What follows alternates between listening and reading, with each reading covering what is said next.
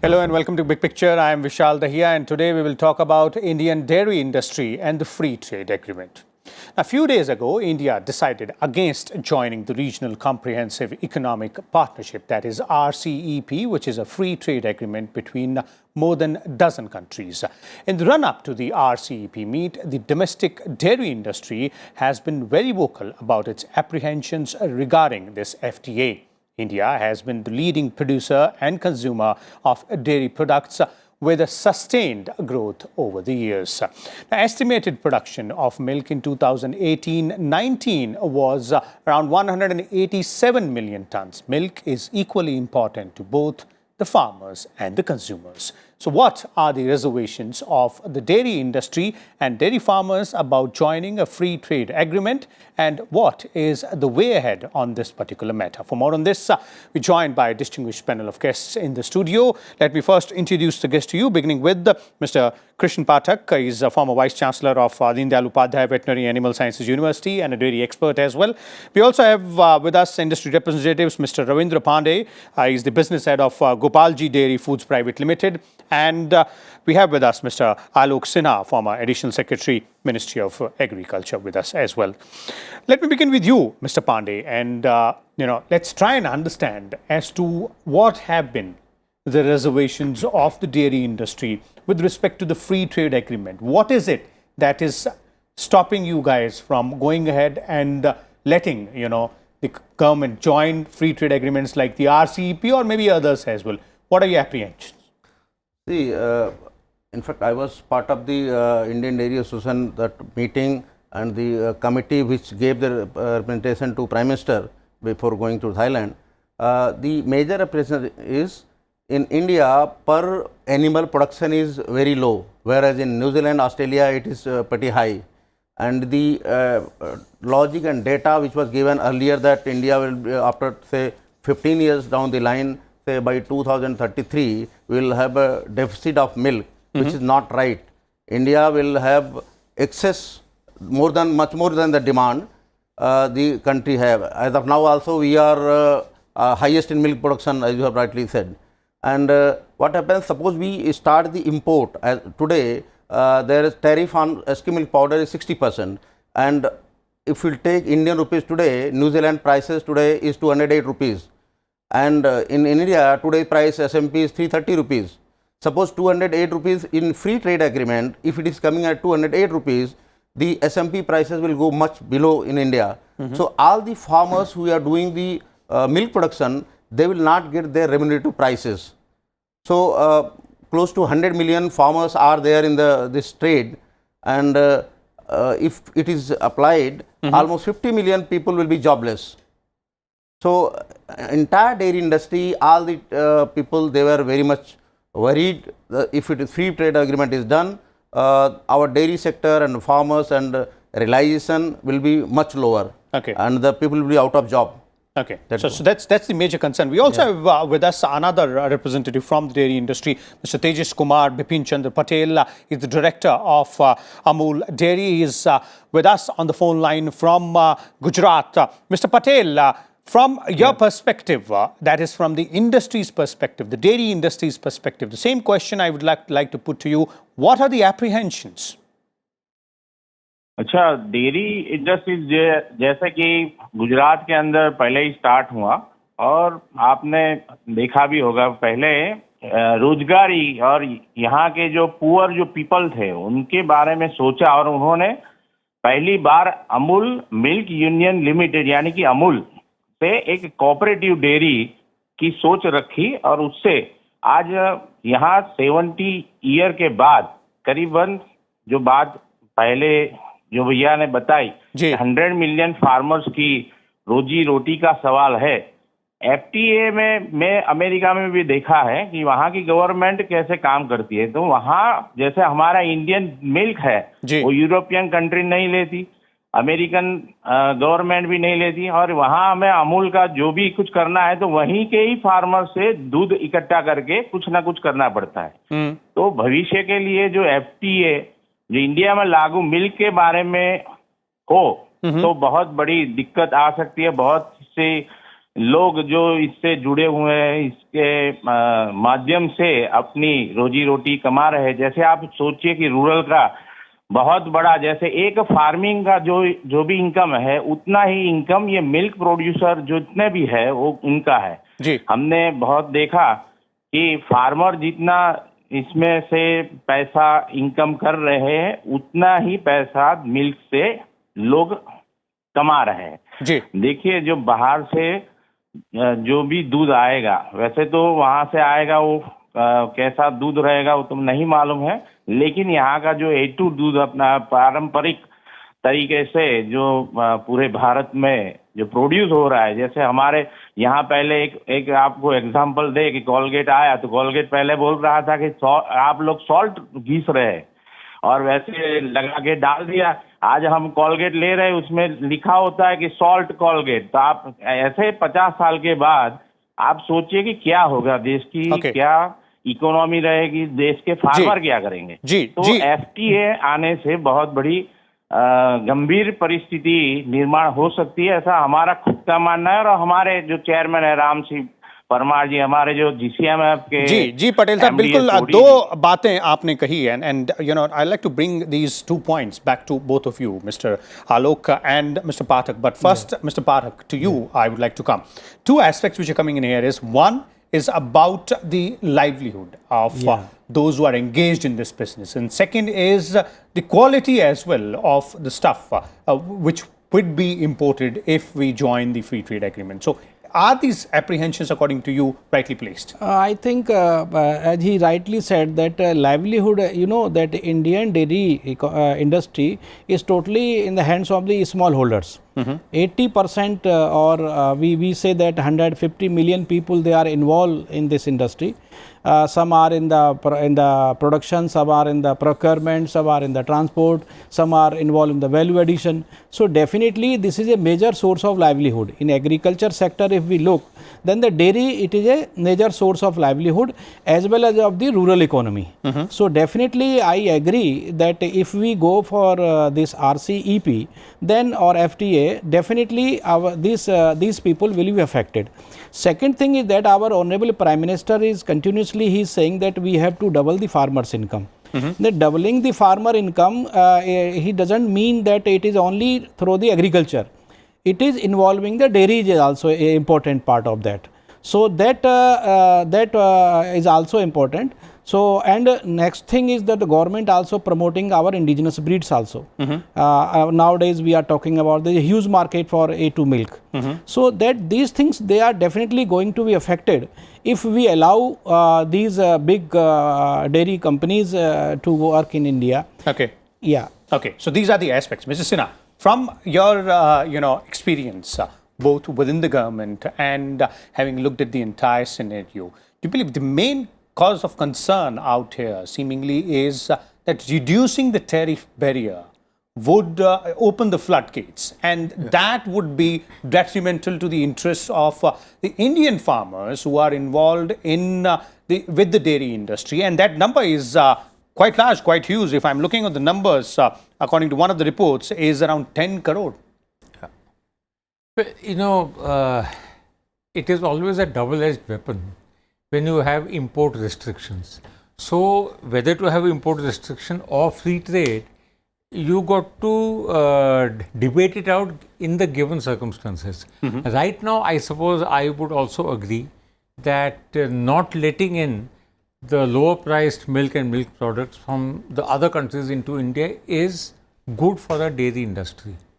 However, I would also like to say that the interest of the consumer also has to be seen. And half the country consists of consumers. It is also not true that everyone staying in the villages has access to milk. Looking at the malnourishment levels, it is quite clear that half the people living in the villages don't have access to milk. So theoretically speaking, suppose we had cheaper milk coming from outside, it might be a very popular measure in the short run. On the other hand, the dairy industry would be hit very badly. So what is needed is the dairy industry must modernize itself with a focus to exporting our milk and milk products. Okay, but very important aspect here, and you spoke about both the things. and you yourself said it's a double-edged sword. So if you're looking at the consumer's interest, and on the other side, you said the dairy industry will suffer. Most importantly, it will be that small marginal farmer, because the milk which is sold is also a source of liquidity for the farmers. It's ready cash. It's not like crops which will give the farmers money twice a year or thrice a year. No, it is not as if every rural family is selling milk. So it will adversely affect that rural family which has got marketable surplus of milk.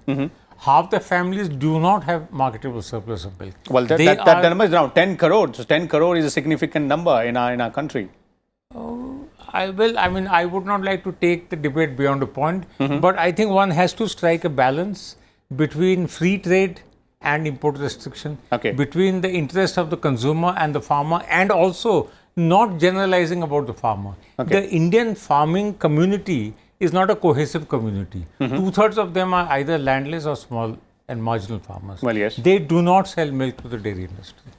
Okay. Mr. Pathak, do you agree with that stipulation that we will have to, at some point in time, strike that balance between these two aspects? See, this is, as I earlier said, that the dairy people or the people who are involved in this sector, they are small marginal farmer, they are landless, and the individual people having 2 or 3 animals, and their production is only 4 liters, but their livelihood, and I will say that dairy is a ATM for them, milk is a ATM for them, anytime they can get the milk. So this aspect we have to look, and that is the reason why the government is reluctant to sign, and the government is thinking for the welfare of our farmer. The government priority is the welfare of the farmer, and definitely we have to think over that, because in the rural areas, you see that we are the number 1 producer in the milk, and we are not number 1 in 1 year. For the last 10 years, India is number 1 in production, and the other aspect is that we are number 1 consumer also. We consumed the maximum milk in our, and it is in the hands of the small holders. Well, yes, our export of dairy products is not that significant. That's because we are the number 1 producer and number 1 consumer and as well. You rightly said that 10 million people is not a small number. So the livelihood of these people will definitely going to affect. But the very fact that we are the number 1 producer and number 1 consumer as well, so that brings me again to the same question which Mr. Sinha raised. I'd like to bring in Mr. Pandey here. On the consumers aspect, Mr. Pandey, all of us are right when you say, that it's the farmers who will be hit hard because their income will go down. But as Mr. Sinha is pointing out, the other side of the story as well, if at all the rate comes down, then it's consumers who tend to benefit, and we consume almost all of what we produce. See, I'd like to add up, like in New Zealand, where they are exporting 93% of their produce. And in last winter, you must have seen in Maharashtra, and so many farmers, they were draining milk on the road.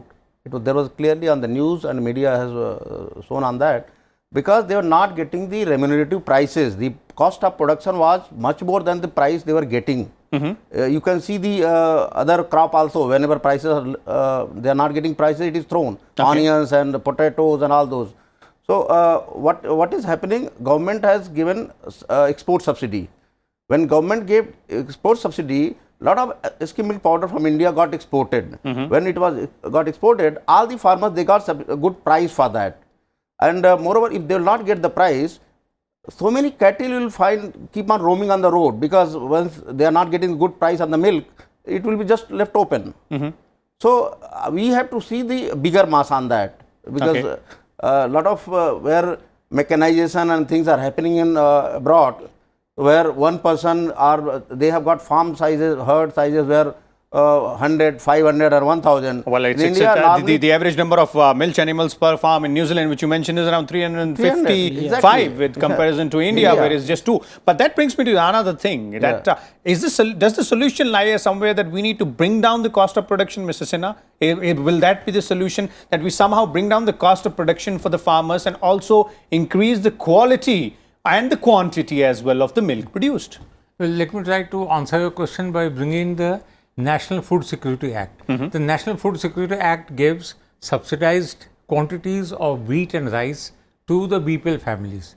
If there is so much of milk to spare, why can't we also bring in the supply of subsidized milk powder to the poor through the National Food Security Act? That will take care of the interests of the dairy industry, that will take care of the interests of the farmer with the marketable surplus in milk, and also go a long way towards answering the nourishment needs of the people.